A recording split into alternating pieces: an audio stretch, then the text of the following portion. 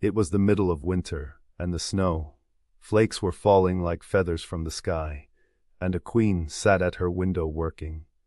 And her embroidery frame was of ebony, and as she worked, gazing at times out on the snow, she pricked her finger, and there fell from it 3 drops of blood on the snow. And when she saw how bright and red it looked, she said to herself, "Oh, that I had a child as white as snow, as red as blood, and as black as the wood of the embroidery frame."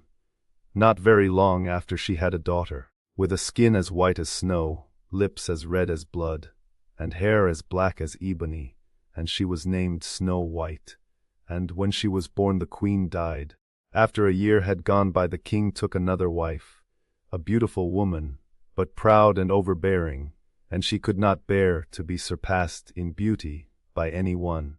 She had a magic looking glass, and she used to stand before it, and look in it, and say, "Looking glass upon the wall, who is fairest of us all?" And the looking glass would answer, "You are fairest of them all." And she was contented, for she knew that the looking glass spoke the truth. Now, Snow White was growing prettier and prettier, and when she was 7 years old she was as beautiful as day. Far more so than the queen herself. So one day, when the queen went to her mirror and said, "Looking glass upon the wall, who is fairest of us all?" it answered, "A queen, you are full fair, 'tis true, but Snow White fairer is than you." This gave the queen a great shock, and she became yellow and green with envy, and from that hour her heart turned against Snow White, and she hated her. And envy and pride, like ill weeds, grew in her heart higher every day, until she had no peace day or night. At last she sent for a huntsman and said, "Take the child out into the woods, so that I may set eyes on her no more. You must put her to death, and bring me her heart for a token." The huntsman consented, and led her away, but when he drew his cutlass to pierce Snow White's innocent heart, she began to weep, and to say, "Oh, dear huntsman, do not take my life. I will go away into the wild wood, and never come home again." And as she was so lovely, the huntsman had pity on her, and said, "Away with you then, poor child," for he thought the wild animals would be sure to devour her, and it was as if a stone had been rolled away from his heart when he spared to put her to death.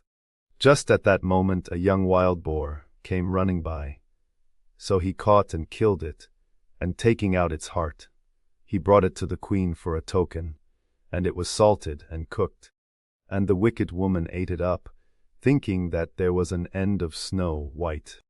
Now, when the poor child found herself quite alone in the wild woods, she felt full of terror, even of the very leaves on the trees, and she did not know what to do for fright.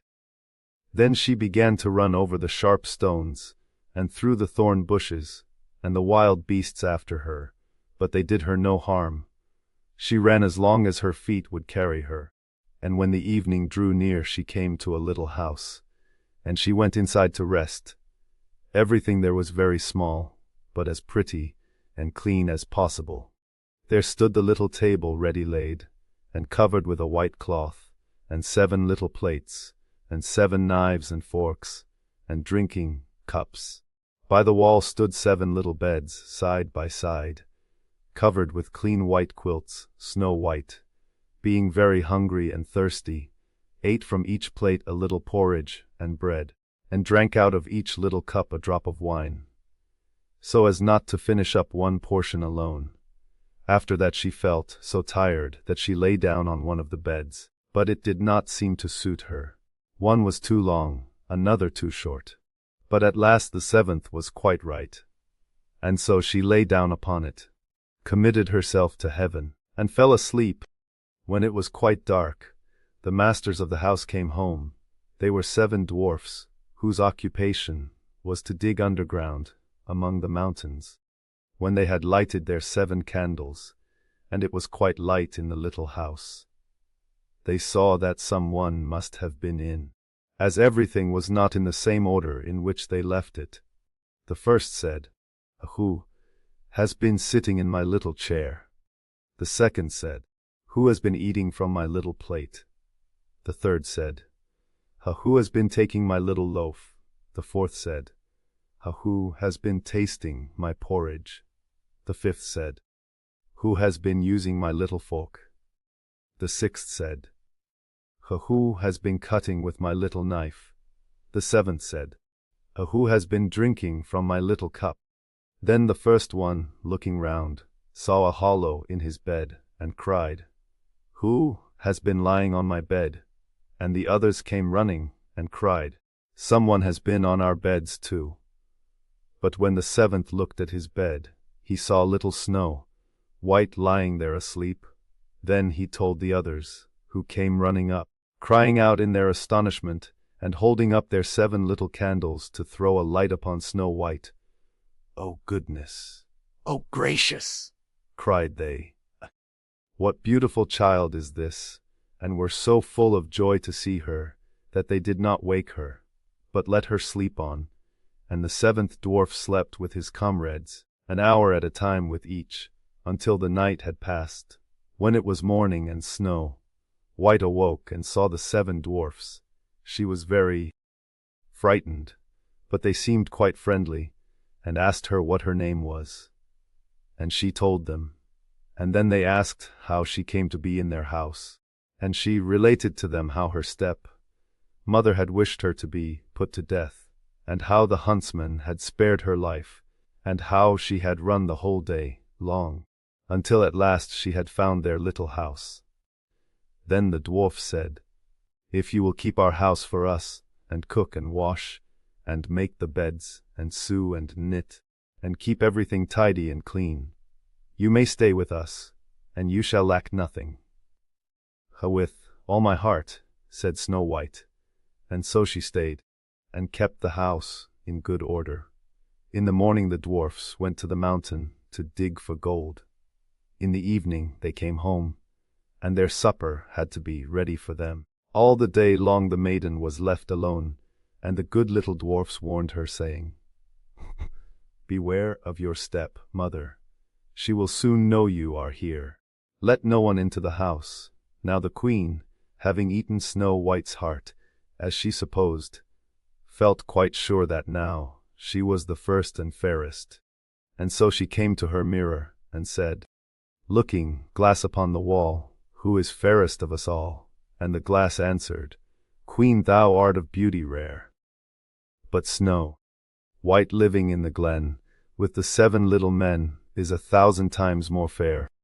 Then she was very angry, for the glass always spoke the truth, and she knew that the huntsman must have deceived her, and that Snow White must still be living, and she thought and thought how she could manage to make an end of her.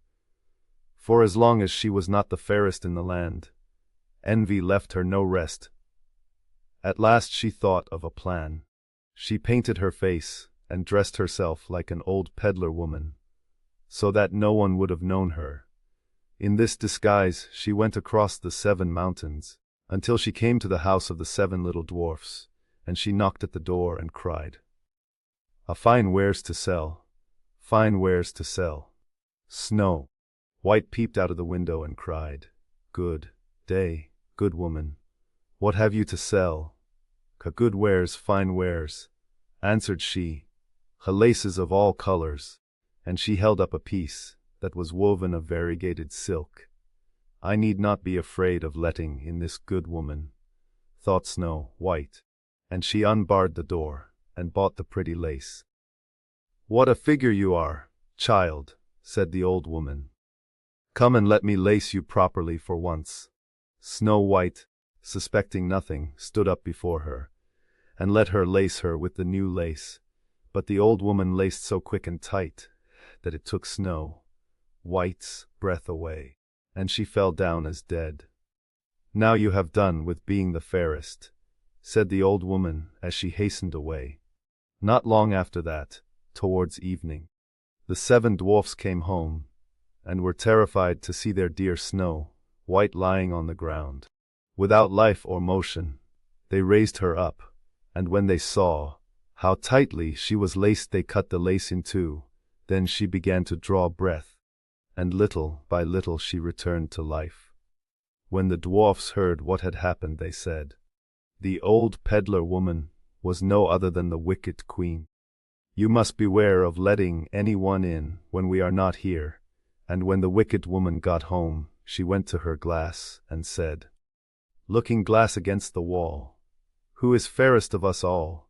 And it answered as before, "Queen, thou art of beauty rare, but Snow White living in the glen with the 7 little men is 1,000 times more fair." When she heard that, she was so struck with surprise that all the blood left her heart, for she knew that Snow White must still be living. "But now," said she, "I will think of something that will be her ruin," and by witchcraft she made a poisoned comb. Then she dressed herself up to look like another different sort of old woman. So she went across the 7 mountains and came to the house of the 7 dwarfs, and knocked at the door and cried, "A good wares to sell, good wares to sell." Snow White looked out and said, "Go away, I must not let anybody in." "Hall, but you are not forbidden to look," said the old woman, taking out the poisoned comb and holding it up. It pleased the poor child so much that she was tempted to open the door, and when the bargain was made, the old woman said, "Now, for once your hair shall be properly combed." Poor Snow White, thinking no harm, let the old woman do as she would. But no sooner was the comb put in her hair than the poison began to work, and the poor girl fell down senseless. "Now, you paragon of beauty," said the wicked woman, "this is the end of you," and went off. By good luck, it was now near evening, and the 7 little dwarfs came home. When they saw Snow White lying on the ground as dead, they thought directly that it was the step mother's doing, and looked about, found the poisoned comb, and no sooner had they drawn it out of her hair than Snow White came to herself and related all that had passed. Then they warned her once more to be on her guard, and never again to let anyone in at the door. And the queen went home and stood before the looking glass and said, "Looking glass against the wall, who is fairest of us all?" And the looking glass answered as before, "A queen, thou art of beauty rare, but Snow White living in the glen with the 7 little men is 1,000 times more fair." When she heard the looking glass speak thus, she trembled and shook with anger. "Snow White shall die," cried she, "though it should cost me my own life." And then she went to a secret lonely chamber, where no one was likely to come, and there she made a poisonous apple. It was beautiful to look upon, being white with red cheeks, so that anyone who should see it must long for it. But whoever ate even a little bit of it must die. When the apple was ready, she painted her face and clothed herself like a peasant woman, and went across the 7 mountains to where the 7 dwarfs lived. And when she knocked at the door, Snow White put her head out of the window and said, "I dare not let anybody in. The 7 dwarfs told me not." "All right," answered the woman. "I can easily get rid of my apples elsewhere there. I will give you one." "Oh no," answered Snow White, "I dare not take anything." "Are you afraid of poison?" said the woman. "Look here. I will cut the apple in 2 pieces. You shall have the red side. I will have the white one." For the apple was so cunningly made that all the poison was in the rosy half of it. Snow White longed for the beautiful apple, and as she saw the peasant woman eating a piece of it, she could no longer refrain, but stretched out her hand and took the poisoned half. But no sooner had she taken a morsel of it into her mouth than she fell to the earth as dead, and the queen, casting on her a terrible glance, laughed aloud and cried, "As white snow, as red as blood, as black as ebony, this time the dwarfs will not be able to bring you to life again." And when she went home and asked the looking glass against the wall, Who is fairest of us all? At last it answered. You are the fairest now of all. Then her envious heart had peace, as much as an envious heart can have. The dwarfs, when they came home in the evening, found Snow White lying on the ground, and there came no breath out of her mouth, and she was dead. They lifted her up, sought if anything poisonous was to be found, cut her laces, combed her hair, washed her with water and wine, but all was of no avail. The poor child was dead, and remained dead. Then they laid her on a bier, and sat all 7 of them round it, and wept and lamented 3 whole days, and then they would have buried her, but that she looked still as if she were living, with her beautiful blooming cheeks. So they said, We cannot hide her away in the black ground. And they had made a coffin of clear glass, so as to be looked into from all sides, and they laid her in it, and wrote in golden letters upon it her name, and that she was a king's daughter. Then they set the coffin out upon the mountain, and one of them always remained by it to watch. And the birds came too, and mourned for Snow White, first an owl, then a raven, and lastly a dove. Now, for a long while Snow White lay in the coffin, and never changed, but looked as if she were asleep, for she was still as white as snow, as red as blood, and her hair was as black as ebony. It happened, however, that one day a king's son rode through the wood, and up to the dwarf's house, which was near it. He saw on the mountain the coffin, and beautiful Snow White within it, and he read what was written in golden letters upon it. Then he said to the dwarfs, Let me have the coffin, and I will give you whatever you like to ask for it. But the dwarfs told him that they could not part with it for all the gold in the world. But he said, I beseech you to give it me, for I cannot live without looking upon Snow White. If you consent, I will bring you to great honor, and care for you, as if you were my brethren. When he so spoke, the good little dwarfs had pity upon him, and gave him the coffin. And the king's son called his servants, and bid them carry it away on their shoulders. Now it happened that as they were going along they stumbled over a bush, and with the shaking the bit of poisoned apple flew out of her throat.